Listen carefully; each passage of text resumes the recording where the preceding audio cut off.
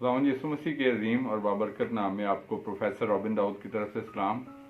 आज हम आपके सामने VN insight with Robin Daud के एक नए एपिसोड के साथ हाजिर खिदमत हैं। और जैसा कि आपको हर बार बताया जाता है कि VN insight with Robin Dawood Isaac television की एक प्राउड प्रेजेंटेशन है, जिसमें हमारा मकसद होता है ख़ास तौर पे हमारे जो मसीही नौजवान हैं, यंग प्रोफेशनल्स हैं, इसी तरीके से लाइफ के डिफरेंट फील्ड से जिनका ताल्लुक़ है, और तमाम वो लोग जो लाइफ में ग्रो करना चाहते हैं, लाइफ में आगे बढ़ना चाहते हैं, प्रोफेशनल एक्सीलेंस गेन करना चाहते हैं, एजुकेशनल एक्सीलेंस गेन करना चाहते हैं, मोटिवेशन को गेन करते हैं। तो ये प्रोग्राम यकीनी तौर पर उनके लिए एक सोर्स ऑफ इंस्पिरेशन भी है, एक सोर्स ऑफ इंकरेजमेंट भी है। और मैं being the host of this program, I am heartedly thankful for your great response के गुज़िश्ता एक तवील अरसे से जबकि ये प्रोग्राम आपके सामने पेश किया जा रहा है। और हम आपके बतौर टीम, आइजक टेलीविजन की टीम जो है वो आपके शुक्रगुजार हैं कि ना सिर्फ ये विजन इनसाइट प्रोग्राम बल्कि आप आइजक टेलीविजन जबकि आपका एक पसंदीदा चैनल भी है जो ना सिर्फ आपकी स्पिरिचुअल नीड्स के लिए कंसर्न है बल्कि इसके साथ साथ आपकी सोशल एजुकेशनल अपलिफ्ट के लिए भी कोशिश हैं, और इसके साथ साथ आपकी ग्रूमिंग, आपकी मोटिवेशन, आपकी इंकरेजमेंट, इंस्पिरेशन में एक नुमायाँ रोल प्ले कर रहा है। तो आज हम जैसा कि आपके सामने जब विजन इनसाइट की हर एपिसोड में हम मुख्तलिफ जो एस्पेक्ट्स होते हैं, लाइफ के डिफरेंट पहलू होते हैं, उनका आपके साथ शेयर करते हैं। जिस तरह कि आप जानते हैं कि ये प्रोग्राम सोशल एजुकेशनल अवेयरनेस का एक प्रोग्राम है जिसमें आप लाइफ के मुख्तलिफ तालीमी और समाजी मुख्तलिफ पहलू होते हैं जिनके बारे में हम आपके साथ शेयर करते हैं। तो I am thankful again for your positive response being the host of this program. आज हम जिस टॉपिक को आपके साथ शेयर करेंगे ये एक बड़ा इंपॉर्टेंट टॉपिक है। एज यूजुअल हमेशा की तरह आपके साथ एक इम्पॉर्टेंट टॉपिक्स को शेयर किया जाता है, और यकीनी तौर पर हमारे जो व्यूअर्स होते हैं वो इससे सीखते हैं। जैसा कि सीखने का अमल जो होता है वो इंसान का थ्रू आउट द लाइफ जो है वो जारी रहता है, और हम इस दुनियावी लाइफ में इस फेज़ में हमेशा से एक सीखने के मरहले में से गुजरते रहते हैं। तो मैं आज आपके साथ जो एपिसोड शेयर करूंगा, इस एपिसोड में ख़ास तौर पर एक बड़ी प्रोमिनेंट एंड इम्पॉर्टेंट एक नीड है हमारी लाइफ की जिसके बारे में मैं आपके साथ शेयर करूंगा, और वो है बेसिकली हमारे वो तमाम नौजवान जो कि जिनका शौक़ है बाहर अब्रॉड कंट्रीज़ में फर्दर एजुकेशन सीख करना, उनको मतलब अपनी हायर एजुकेशन जो है, जिस तरह के ड्रीम होता है हम लोगों का कि हम में से अक्सर लोगों का कि हम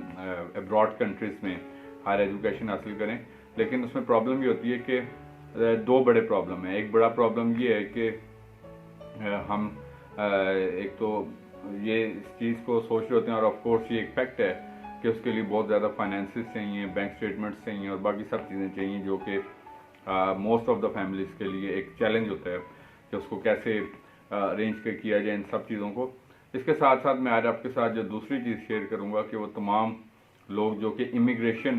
के लिए तौर पर इमिग्रेंट के तौर पर बाहर के ममालिक में मूव करना चाहते हैं, तो उनको वो तमाम प्रोसेस में गाइडेंस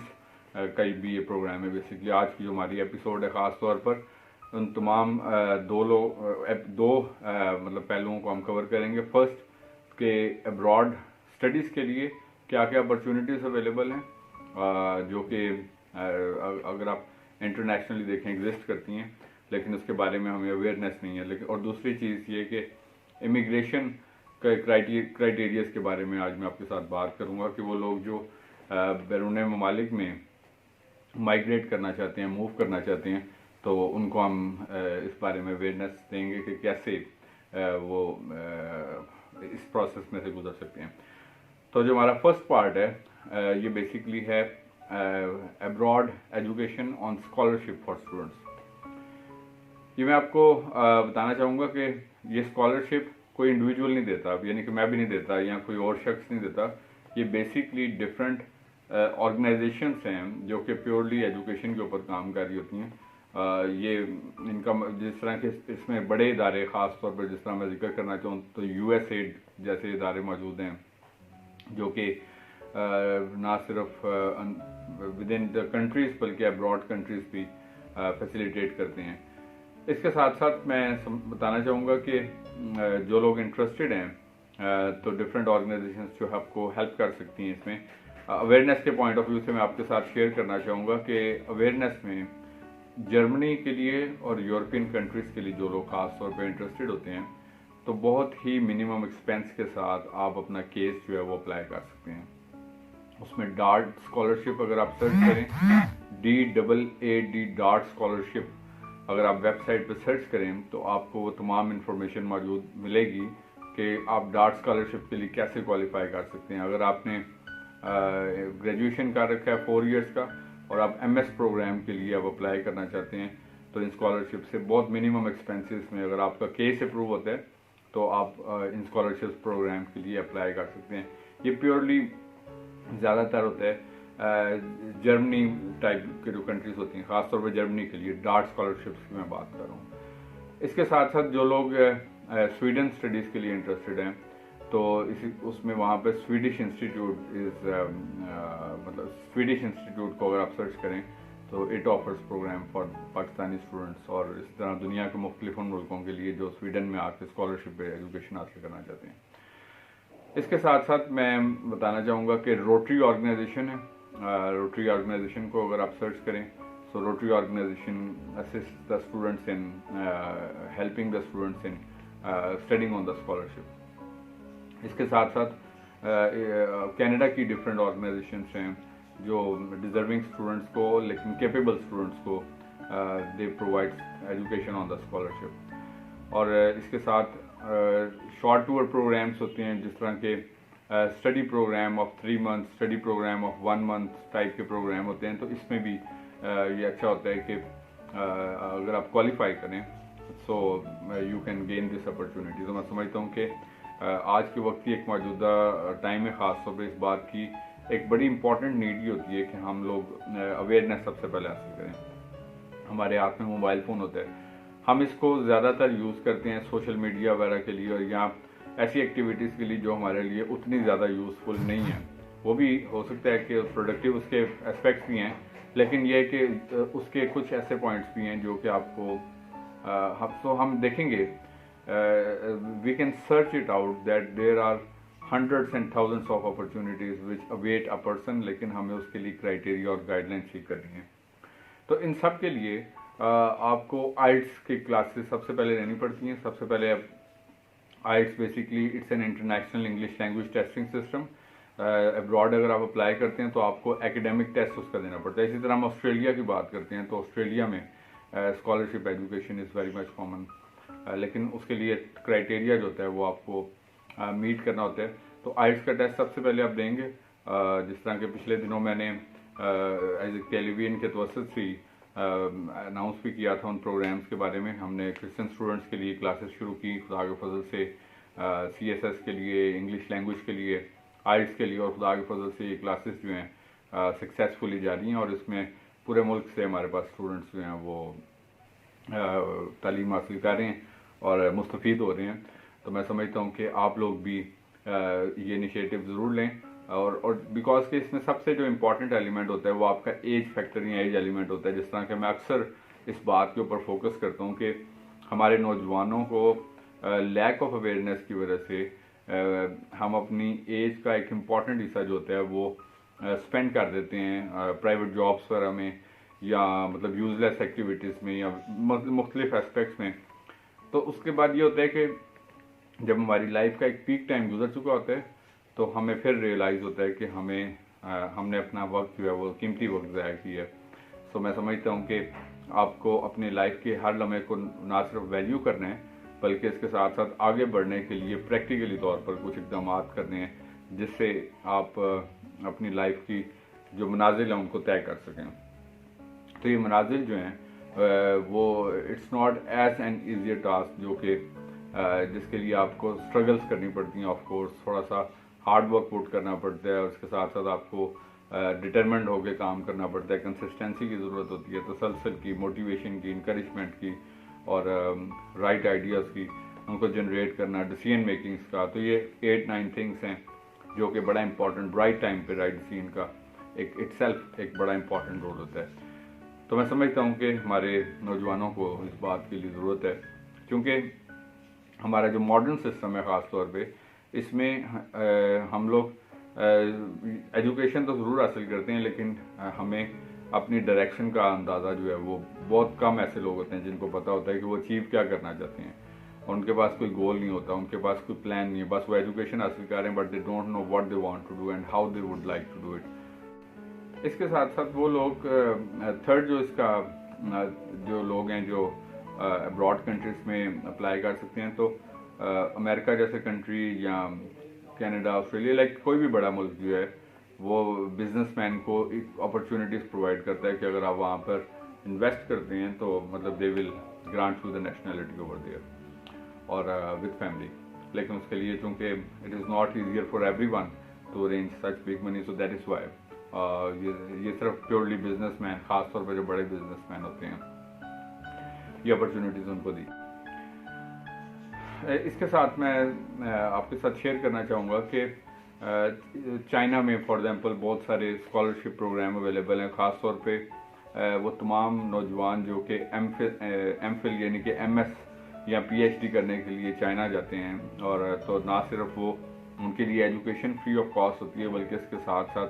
चाइनीज़ गवर्नमेंट जो है वो उनको पर मंथ स्टाइपेंड भी पे करती है। इसके साथ साथ जो एमबीबीएस की एजुकेशन है, अगर आप चेक करें तो चाइना में यूनिवर्सिटीज़ जो हैं उनकी एमबीबीएस की फ़ीस जो है वो अगर पाकिस्तानी यूनिवर्सिटीज़ अगर आप सेल्फ स्टडी प्रोग्राम पे करते हैं तो वो तकरीबन 25% भी उसकी फ़ीस नहीं होती, मतलब it is just a matter of. लेकिन उसके लिए ज़रूरी चीज़ ये होती है कि आपने ऐसी यूनिवर्सिटीज़ को चूज़ करना है जो कि जिसको यहाँ का पाकिस्तान की मेडिकल एंड डेंटल काउंसिल भी अप्रूव करती हो। सबसे पहले आप एडमिशन लेने से पहले चेक करें कि जिस यूनिवर्सिटी में आप एडमिशन लेने वाले हैं उस यूनिवर्सिटी को क्या पीएमडीसी यानी कि Pakistan Pakistan medical and dental council approve करती है या नहीं अप्रूव करती है। इसके साथ साथ आप HEC के भी जिन प्रोग्राम्स में एडमिशन लेते हैं तो सबसे पहले चेक करें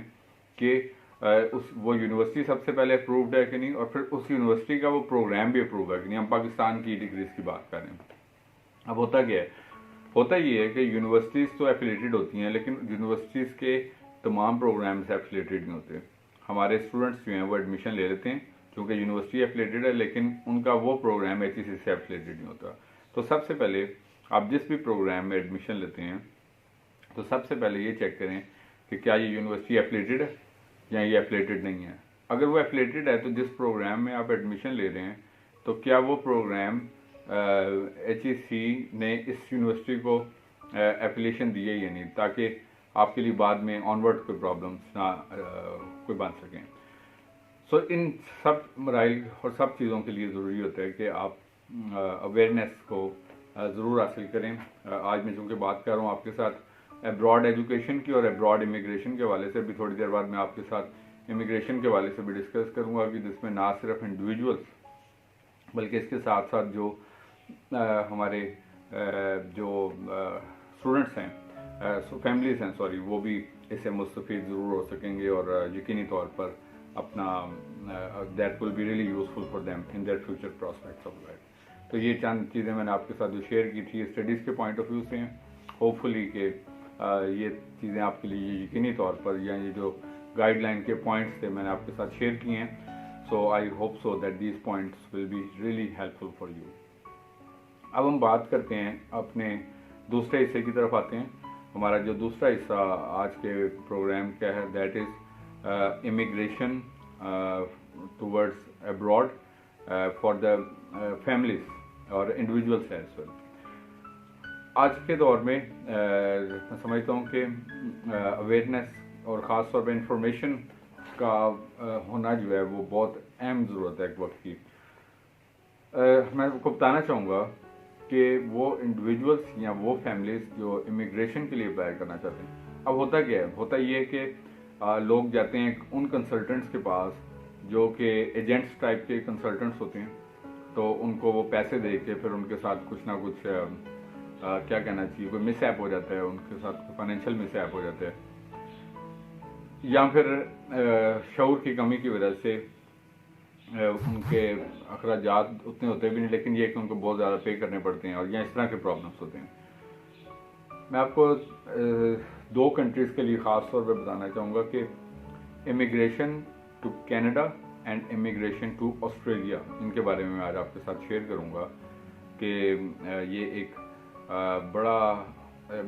आसान तो मैं खैर नहीं कहूँगा, लेकिन ये बहुत ही कम पैसों में ख़ास तौर पे वो मतलब इंडिविजुअल्स जो फैमिली वाले भी हैं और मसलन स्पाउस मिस्टर एंड मिसेस और बच्चों वाले भी हैं, तो जिन्होंने ग्रेजुएशन या मास्टर्स कर रखा है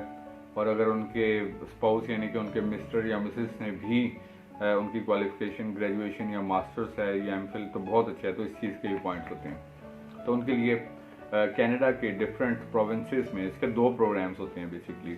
कनाडा का एक होता है एक्सप्रेस एंट्री प्रोग्राम, अगर आप नेट पर सर्च करें, और एक होता है कैनेडियन प्रोविंशियल नॉमिनी प्रोग्राम, जिसको हम PNP का नाम देते हैं। सो जो एक्सप्रेस एंट्री प्रोग्राम है बेसिकली ये बड़े जो शहर होते हैं जिस तरह के मॉन्ट्रियल है, ओटावा है, वैंकूवर है और इस तरह की जो बड़े शहर हैं या बड़े प्रोविंसेस हैं, ये प्रोग्राम एक्सप्रेस एंट्री का उनके लिए होता है। तो आपको पूल सिस्टम के तहत जो है इसमें अपनी रजिस्ट्रेशन करवानी पड़ती है, जिसके लिए बिल्कुल मामूली से चार्जेस हैं, लेकिन सबसे पहले आपको देखना होता है कि आपकी एजुकेशन का मेयार क्या है, क्योंकि ये बेसिकली स्किल्ड बेस्ड अपॉर्चुनिटी होती हैं जो कि लेटर ऑन बाद में इमिग्रेशन से आपको first of all temporary residence मिलती है, परमानेंट रेजिडेंस मिलती है एंड देन पासपोर्ट या नेशनैलिटी मिलती है। 3 प्रोसेस होते हैं इसके। केस अप्लाई करने का ये होता है कि सबसे पहले we have to registered for in the pool. उसके लिए ज़रूरी है कि आपकी एज जो है वो किसी सूरत भी, क्योंकि 35 से ऊपर जब एज होती है 36, 37, तो फिर वो एक पॉइंट जो है वो माइनस हो जाता है। तो इसमें अगर 2 लोग हैं, मसलन मिस्टर एंड मिसेज हैं फॉर एग्जांपल, तो एक पर्सन जो है उसमें से वो प्रिंसिपल एप्लीकेंट होता है जिसकी क्वालिफिकेशन या एक्सपीरियंस ज़्यादा है, क्योंकि क्वालिफिकेशन के पॉइंट भी होते हैं, एक्सपीरियंस के पॉइंट्स भी हैं, आपके इंग्लिश लैंग्वेज के पॉइंट भी हैं। इंग्लिश लैंग्वेज का टेस्ट इसमें आपको देना पड़ता है आइल्स के लिए। आइल्स का जो फर्स्ट मॉड्यूल हमने देखा था वो एकेडमिक था, जो स्टडीज़ के पॉइंट ऑफ व्यू से एप्लीकेबल होता है, लेकिन इसके साथ साथ जो इमिग्रेशन वाले कैंडिडेट्स होते हैं उनको जो टेस्ट देना पड़ता है वो टेस्ट कहलाता है आइल्स जनरल ट्रेनिंग टेस्ट, जिसके 4 मॉड्यूल्स होते हैं, जिसको हम लिसनिंग, रीडिंग, राइटिंग और स्पीकिंग का नाम भी देते हैं। तो जो लोग इस बारे में इंफॉर्मेशन भी लेना चाहें तो surely they can contact me as well. तो मैं समझता हूँ कि ये आइज़ेक टीवी की बड़ी अच्छी काविश है कि मतलब हम अवेयरनेस देते हैं और प्रैक्टिकल अवेयरनेस देते हैं, प्रैक्टिकली शाउट देते हैं, ताकि मतलब हमारे लोग हमारी जो है वो अपलिफ्ट गेन करें, सोसाइटी में एक बेटर स्टेटस गेन करें। तो मैं समझता हूँ कि ये हमारी प्रैक्टिकल एफर्ट है आइज़ेक टीवी के तौर से। तो अब इसके साथ साथ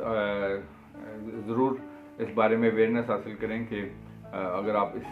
रिक्वायर्ड क्राइटेरिया पे पूरे उतरते हैं तो इसमें तकरीबन 1 ईयर का टाइम जो होता है वो दरकार होता है। स्टेप बाय स्टेप प्रोसेस होते हैं, पहले आप रजिस्टर्ड होते हैं, एनरोल्ड होते हैं, फिर आपको इनविटेशन लेटर आता है, आप अपने डॉक्यूमेंट्स सबमिट करवाते हैं, क्यू में आप आते हैं, और उसके बाद फिर स्टेप बाय स्टेप जो होते हैं ना उस क्यू से आप आगे चलते रहते हैं, और फिर आपके रिक्वायर्ड टाइम पे फिर आपको कॉल करके बताया जाता है कि आप की सिलेक्शन। तो ये एक्सप्रेस एंट्री प्रोग्राम, और दूसरा होता है provincial nominee program. Provincial nominee program जो है वो बेसिकली PNP प्रोग्राम जिसको हम कहते हैं, ये बेसिकली जो कनाडा के स्मॉल प्रोविंसेस है। मैं आपको बताना चाहता हूँ कि कनाडा रकबे के लिहाज से दुनिया का 3रा बड़ा मुल्क है, लेकिन आबादी उसकी बहुत कम है। तो that is why they want to invite the professionals, they can work together, ताकि जो प्रोफेशनल्स हैं उस मुल्क की इकॉनमी में अपलिफ्ट में अपना रोल प्ले कर सकें। तो ये एक बहुत ही गोल्डन अपॉर्चुनिटी है। मैं समझता हूँ कि हमारे उन तमाम फैमिलीज़ के लिए, उन तमाम इंडिविजुअल्स के लिए भी जो कि एक बेटर फ्यूचर की तलाश में हैं, और एज लिमिट अगर आप इवन 30 से 40 के बीच में if you stand between anywhere so you are eligible 40-41 तक, लेकिन वो पॉइंट्स पर माइनस है। यहाँ पर आपको आइल्स के ऊपर ज़्यादा फोकस करना पड़ता है। इवन 25-26 वाले जो मास्टर डिग्रीज हैं वो भी इसके लिए एलिजिबल या एप्लीकेबल होते हैं। उसके बाद हम देखते हैं कि इमिग्रेशन के लिए और क्या क्या अपॉर्चुनिटीज़ हैं। इसके बाद फिर मैं आपके साथ बात करूंगा जो प्रोफेशनल्स होते हैं उनके लिए क्या क्या अपॉर्चुनिटीज़ होती हैं। जो another immigration I am going to ask like let you know that is about immigration to Australia. Australia जो है वो आज की मॉडर्न वर्ल्ड का one of the progressive country उसको कहा जाता है। प्रोग्रेसिव कंट्री मतलब एक अगर आप फॉर एग्जांपल आपके पास दोनों अपॉर्चुनिटीज अवेलेबल हैं, उसका भी एक्सप्रेस एंट्री सिस्टम है लाइक कनाडा और इसी तरीके से ऑस्ट्रेलिया का भी। तो अगर दोनों पॉइंट ऑफ व्यू से आप देखें तो ऑस्ट्रेलिया को भी लोग प्रेफर इसलिए करते हैं क्योंकि वहाँ का वेदर जो है वो एक्सट्रीम नहीं वेदर नहीं है। जिस तरह कनाडा की अगर आप बात करते हैं तो वहाँ पे इंटेंसिटी ऑफ वेदर एक चैलेंज होता है, लाइक बहुत ज़्यादा कोल्ड वेदर होता है, माइनस में होता है वहाँ पे, -10 -20 तक दर्जा हरारत होता है। और उसके साथ ऑस्ट्रेलिया का जो वेदर है वो मोर और लेस पाकिस्तान के वेदर से रिजेंबल करते हैं। मसलन जो टेम्परेचर यहाँ पर गर्मियों और सर्दियों का होता है वही तकरीबन मोर और लेस जो है वो Pakistan. So that is why people are more complacent, they feel more comfortable in the environments of Australia. तो इसके लिए भी आपको प्रिंसिपल एप्लीकेंट होते हैं एक, मसलन अगर हस्बैंड एंड वाइफ हैं तो उसमें से जो ज़्यादा एजुकेटेड हैं या ज़्यादा एक्सपीरियंस है जिनका, तो वो प्रिंसिपल एप्लीकेंट बनते हैं। इसके साथ जो स्पाउस होते हैं उनके भी पॉइंट्स मिलते हैं। प्रिंसिपल एप्लीकेंट की एजुकेशन, प्रिंसिपल एप्लीकेंट का एक्सपीरियंस और प्रिंसिपल एप्लीकेंट का आइल्स का टेस्ट जो है, अगेन इसमें फिर आइल्स रिक्वायर्ड होगा आपको। आइल्स जो है वो आपको जनरल ट्रेनिंग का टेस्ट देना होगा, आइल्स जनरल ट्रेनिंग का टेस्ट। और उसके बाद इसमें तमाम वो लोग जो किसी भी प्रोफेशन से बिलोंग करते हैं, चाहे वो टीचर्स हैं, डॉक्टर्स हैं, लॉयर्स हैं या नर्सिस हैं या कोई भी मतलब उनका ताल्लुक किसी भी फील्ड से है, तो वो इस में अप्लाई करके पूल में एंटर हो सकते हैं। और फिर इसका भी सेम क्राइटेरिया है कि आप पूल में जब एंटर होते हैं आपको रजिस्टर किया जाता है, फिर आपको बुलाया जाता है, मतलब as per the criteria invitation send किया जाता है। और उसके बाद फिर आपको गवर्नमेंट फीसिस वगैरह और बाकी चीज़ें वो उसके अकॉर्डिंगली ही, तो मतलब it is also a very like इसके लिए भी आपको बहुत कम बजट रिक्वायर्ड है, बहुत ही लाइक जिस तरह अगर आप विजिट वीज़ा पे तो मतलब इस पॉइंट ऑफ व्यू से आप देखें तो पूरी फैमिली को सेटल करने का one of the best way है। इसमें भी अगेन सबसे पहले आपको टेम्परेरी रेजिडेंस दी जाती है, उसके बाद फिर परमानेंट रेजिडेंस दी जाती है 2 इयर्स के बाद, और फिर उससे 2 इयर्स के बाद फिर पासपोर्ट या नेशनैलिटी जो है वो ऑफर की जाती है। तो ये चंद प्रोसेस होते हैं इमिग्रेशन के। इसके अलावा बहुत सारे और ममालिक भी हैं लाइक न्यूजीलैंड है या यूके वगैरह और इस तरह के डिफरेंट प्रोसेस हैं। तो जो मसलन आप चाहे डॉक्टर हैं, टीचर्स हैं या आप अपने किसी भी फील्ड में सर्विसेज के पॉइंट ऑफ व्यू से किसी कंट्री में अप्लाई करते हैं, तो वहाँ पे आप as a work permit apply करते हैं, लेकिन उसमें आपको परमानेंट नेशनैलिटी जो है वो नहीं दी जाती। तो इन चीज़ों के लिए भी हमें अवेयरनेस होना ज़रूरी है कि ये मतलब लाइक आपको 1 ईयर के लिए या 2 इयर्स के लिए 3 ईयर के मतलब जितने अरसे के लिए गवर्नमेंट जिस जगह पे आप जा रहे हैं। लेकिन मैं समझता हूँ कि इन सब बातों से हट के जो ये रुझान है ख़ास तौर पे असाइलम, पॉलिटिकल असाइलम के बेस पे, तो जितना इजी लोग समझते हैं कि वहाँ जाके आप विजिट वीज़ा अप्लाई करें और वहाँ जाके असाइलम गेन कर लें, तो ये बज़ाहिर तो बहुत इजी लग रहा होता है कि आप अमेरिका, कनाडा या यूके या किसी भी मुल्क में जाएंगे तो एकदम से आपको असाइलम मिलेगा। इसके लिए आपको बहुत ज़्यादा मुश्किल मराइल से गुजरना पड़ता है। मैं आपको बताना चाहता हूँ कि अब ख़ास तौर पर चंद साल पहले ये बहुत सारी फैसिलिटीज़ दी जाती थी पॉलिटिकल असाइलम के जो रेफ्यूजीज़ होते थे जो ट्रैवल करते थे वहाँ पे जाते थे, लेकिन अब वो प्रोसेस इस कदर स्ट्रिक्ट हो चुका होता है कि बिलीव मी कि I have literally seen people कि जो वहाँ पे इस चीज़ को प्रेफर कर रहे होते हैं कि हम अपने मुल्क में ही वापस चले जाएं। सो जितने उनको चैलेंजेस दरपेश होते हैं, क्योंकि जब तक आपको कोर्ट को अपने डॉक्यूमेंट्स के ज़रिए से सेटिस्फाई नहीं करते कि आप लिटरली तौर पर ये वाला प्रॉब्लम है आपका या कुछ इस तरह के इश्यूज हैं, तो तब तक भी आप का कोई एक प्रॉपर स्टेटस नहीं होता है एक एज अ पर्सन, इंडिविजुअल या रेजिडेंस के तौर पर। तो इसके साथ it take years and years you know, तो 2-3 साल बाद, 4 साल बाद, 2 साल बाद यूजली